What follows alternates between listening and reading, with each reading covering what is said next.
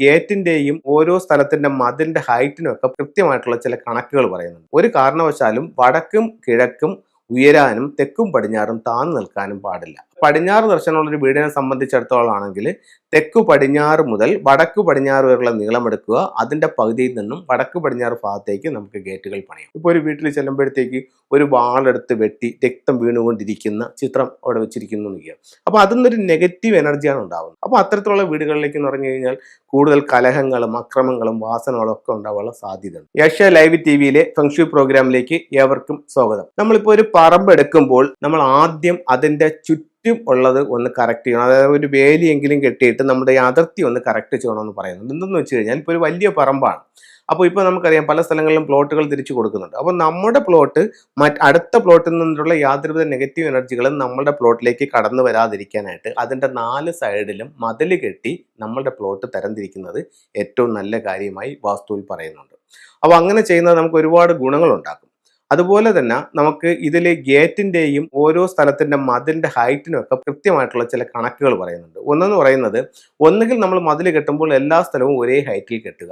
അതല്ലെന്നുണ്ടെങ്കിൽ എപ്പോഴും തെക്കും പടിഞ്ഞാറും ഉയർന്നു നിൽക്കാം, വടക്കും കിഴക്കും അല്പം താഴ്ന്നു നിൽക്കാം. ഒരു കാരണവശാലും വടക്കും കിഴക്കും ഉയരാനും തെക്കും പടിഞ്ഞാറും താഴ്ന്നു നിൽക്കാനും പാടില്ല. അപ്പോൾ വേണമെങ്കിൽ നമുക്ക് ഒരേ രീതിയിൽ ചെയ്യാം. അതല്ലെങ്കിൽ തെക്കോ പടിഞ്ഞാറോ ഉയർത്തിക്കൊണ്ട് ചെയ്യാം. വടക്ക് കിഴക്ക് അല്പം താന്നാലും കുഴപ്പമില്ല. അതേസമയം വടക്കും കിഴക്കും ഉയർത്തി തെക്കും പടിഞ്ഞാറും താഴ്ത്തിക്കൊണ്ട് മതിൽ കെട്ടാനായിട്ട് പാടില്ല. ഇനി നമുക്ക് ഗേറ്റിന്റെ സ്ഥാനം എന്ന് പറയുന്നത് വളരെ പ്രധാനമാണ്. എന്താന്ന് വെച്ച് കഴിഞ്ഞാൽ നമുക്ക് വാസ്തുപ്രകാരം ഉച്ചവും നീച്ചവും എന്ന് പറയും. അപ്പോൾ ഉച്ചസ്ഥാനത്തായിട്ട് വരുന്ന എനർജികൾ നമുക്ക് ഒരുപാട് സൗഭാഗ്യങ്ങൾ വീട്ടിലേക്ക് കൊണ്ടുവന്ന് തരുമെന്നും നീച്ചസ്ഥാനത്തെ എനർജികൾ മോശം അനുഭവങ്ങൾ കൊണ്ട് തരുമെന്നും വാസ്തുവിൽ പറയുന്നുണ്ട്. അപ്പോൾ ഉച്ചസ്ഥാനത്തായിട്ടുള്ള ഗേറ്റുകളും ഡോറുകളുമാണ് ഏറ്റവും നല്ലത്. അപ്പോൾ അത് ഓരോ ദിക്കിലും എവിടെയൊക്കെ എന്തൊക്കെ വരാമെന്നുള്ളത് ഞാൻ പറയാം. കിഴക്ക് ഭാഗത്താണെങ്കിൽ വടക്ക് കിഴക്ക് ഭാഗത്ത്, അതായത് കിഴക്കിന്റെ പകുതിയിൽ നിന്നും വടക്ക് കിഴക്കിലോട്ട് നോക്കി നമുക്ക് വീട്ടിന്റെ ഗേറ്റുകൾ സ്ഥാപിക്കാം. തെക്ക് വശമാണ് റോഡെങ്കിലോ തെക്ക് പടിഞ്ഞാറിൽ നിന്നും തെക്ക് കിഴക്ക് വരെയുള്ള നീളമെടുത്ത് അതിന്റെ പകുതിയിൽ നിന്നും തെക്ക് കിഴക്ക് ഭാഗത്തിലേക്ക് നമുക്ക് ഗേറ്റുകൾ പണിയാവുന്നതാണ്.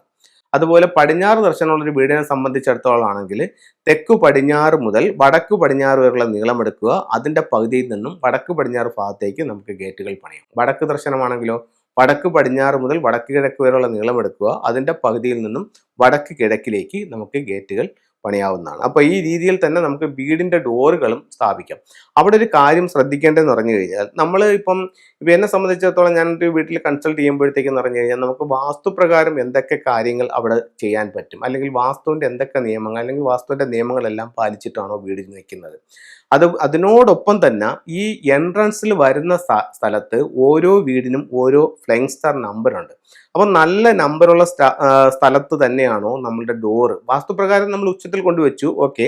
അപ്പോൾ അതിനോടൊപ്പം തന്നെ ഫെങ്ഷു പ്രകാരം അതിന്റെ ഫ്ലൈങ് സ്റ്റാർ എടുത്തിട്ട് അതേ സ്ഥലത്ത് നമ്മുടെ നല്ല ഫ്ലൈങ് സ്റ്റാർ നമ്പർ വരുന്ന സ്ഥലത്ത് നമ്മുടെ ഡോറുകൾ വന്നിട്ടുണ്ടോ എന്നും കൂടെ ഒന്ന് ശ്രദ്ധിക്കുന്നത് നല്ലതാണ്. ഒരുപക്ഷെ നല്ല നമ്പർ വന്നിട്ടില്ല എങ്കിൽ പോലും മോശം നമ്പറുള്ള സ്ഥലത്ത് ഒരിക്കലും ഡോർ കൊണ്ട് വെക്കരുത്. അതിൽ ഏറ്റവും പ്രധാനപ്പെട്ടത് 5 ആണ്. വാട്ടർ സ്റ്റാർ 5 വരുന്ന ഭാഗത്ത് ഒരു കാരണവശാലും മെയിൻ ഡോർ വരാൻ പാടില്ല. നമ്മൾ ഫെങ്ഷുയിൽ പൊളിച്ചു മാറ്റലുകൾ കൂടാതെ വാസ്തു കറക്റ്റ് ചെയ്ത് കൊടുക്കുക എന്നുള്ളതാണ് നമ്മൾ പറയുന്നത്. അതേസമയം ഇപ്പോൾ ഒരു വീട്ടിൽ കൺസൾട്ടിങ്ങിന് ചെല്ലുമ്പോൾ അവിടുത്തെ കണക്കുകളെല്ലാം എടുക്കുമ്പോൾ അവരുടെ എൻട്രൻസ് 5 ആണ് നിൽക്കുന്നതെന്നുണ്ടെങ്കിൽ ആ സ്ഥലത്ത് മാത്രമാണ് നമ്മൾ ഈ ഡോർ ഒന്ന് മാറ്റി വയ്ക്കാനായിട്ട് നിർദ്ദേശിക്കുന്നത്. അതും തീരെ പറ്റാത്ത വരുന്ന സാഹചര്യങ്ങളിൽ അവിടെയും നമ്മൾ പരിഹാരങ്ങൾ ചെയ്യുന്നുണ്ട്. അപ്പോൾ നമ്മളൊരു പുതിയ വീട് വെക്കുമ്പോൾ എപ്പോഴും ശ്രദ്ധിക്കുക, ഫ്ലൈങ് സ്റ്റാർ നമ്പറും കൂടെ നോക്കുക. അത് ഒരുപാട് ജീവിതത്തിൽ ഗുണങ്ങൾ നമുക്ക് നേടിത്തരും. ഇപ്പോൾ എന്തുകൊണ്ടാണ് ഞാനിത് പറയുന്നത് പറഞ്ഞാൽ ഞാൻ കഴിഞ്ഞ ഒരു 10-17 കൊല്ലം കൊണ്ട് ഇപ്പോൾ 18 വർഷത്തോളം ആവുന്നുണ്ട് കൺസൾട്ടിങ് രംഗത്ത് നിൽക്കുന്നുണ്ട്. അപ്പോൾ വെച്ച് താമസിച്ച ഒരുപാട് വീടുകൾ നമ്മൾ കൺസൾട്ട് ചെയ്തിട്ടുണ്ട്. ഇപ്പോൾ ഒരു വീട്ടിൽ ചെല്ലുമ്പോഴത്തേക്ക് ആരും അവിടെ പ്രശ്നങ്ങൾ നമ്മളോട് പറയുന്നില്ല. അപ്പോൾ സാർ എൻ്റെ വീടൊന്ന് കൺസൾട്ട് ചെയ്യാൻ വരണമെന്ന് മാത്രമാണ് നമ്മളത് പറയുന്നത്. നമ്മൾ ആ വീട്ടിൽ ചെന്നു ആ വീടിൻ്റെ മൊത്തം പ്ലാനും കാര്യങ്ങളും എല്ലാം എടുത്ത് അവിടെ ഇരുന്നതിനെ അളന്ന് വരച്ച് കറക്റ്റ് ചെയ്തിട്ടാണ് അവരുടെ അടുത്ത് പറയുന്നത് ഇന്നതാണ് നിങ്ങളുടെ വിഷയം എന്ന് പറയുന്നത്. അപ്പോൾ ഈ പറയുന്ന വിഷയങ്ങൾ ഈ ഫ്ലൈങ് സ്റ്റാറുമായി ബന്ധപ്പെട്ടിട്ടാണ് അവരോട് പറയുന്നത്. അപ്പോൾ ഈ മോശം ഫ്ലൈങ് സ്റ്റാർ വരുന്ന ഡോറുകളിൽ അവർക്ക് ഒരുപാട് ബുദ്ധിമുട്ടുകളുണ്ട്.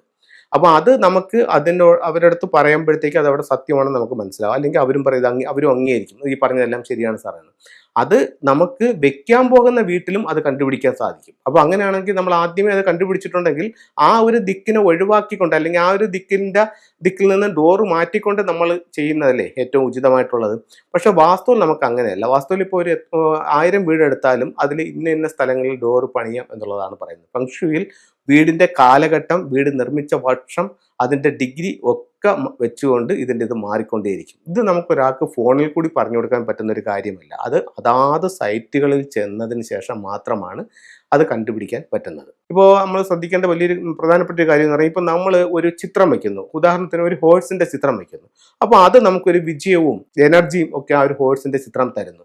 അതുപോലെ തന്നെ നമ്മൾ നെഗറ്റീവായിട്ടുള്ള ഒരു ചിത്രം വെച്ചാലോ, ഇപ്പോൾ ഒരു വീട്ടിൽ ചെല്ലുമ്പോഴത്തേക്ക് ഒരു വാളെടുത്ത് വെട്ടി രക്തം വീണുകൊണ്ടിരിക്കുന്ന ചിത്രം അവിടെ വെച്ചിരിക്കുന്നു എന്ന് വയ്ക്കുക.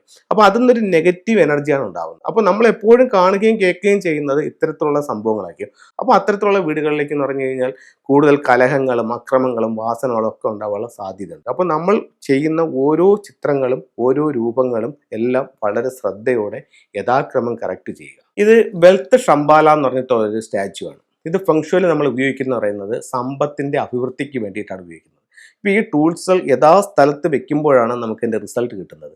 നിങ്ങളുടെ സ്വീകരണ മുറിയുടെ തെക്ക് കിഴക്ക് ഭാഗത്താണ് വെൽത്ത് ഷംബാല വെക്കേണ്ടത്. അത് നമുക്ക് സാമ്പത്തിക അഭിവൃദ്ധി തരുമെന്ന് ഫെങ്ഷുവിൽ പറയുന്നുണ്ട്. ഇത് റൂസ്റ്ററിന്റെ സ്റ്റാച്ചു ആണ്.